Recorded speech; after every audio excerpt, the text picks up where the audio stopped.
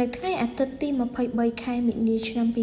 2025វេលាម៉ោង11ព្រឹកឯកឧត្តមរ៉ូហ្វីអ៊ូស្មានអ្នកតំណាងរាស្ត្រមណ្ឌលខេត្តពោធិ៍សាត់និងជាអនុប្រធានក្រុមប្រឹក្សាភិបាលនៃសមាគមអាម៉ាណាតកាហ្វូកម្ពុជា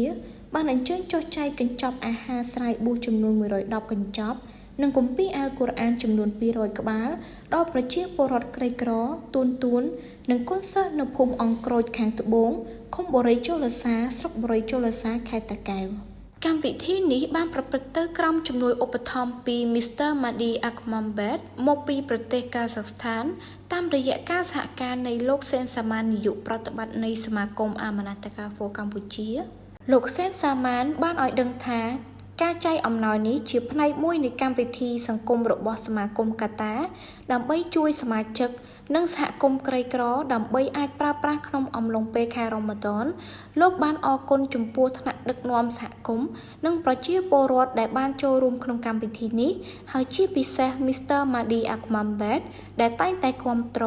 និងជឿជាក់លើសកម្មភាពមនុស្សធម៌របស់សមាគមកាតាបន្ទាប់ពីកម្មវិធីចុះចែកកញ្ចប់អាហារស្រ័យបួសនិងគម្ពីរអាល់កុរអានត្រូវបានបញ្ចប់លោកសេនសាម៉ាននិងសហការីបានបន្តបើកសិក្ខាសាលាខ្លីស្ដីពីទិសដៅសមាគមកាតា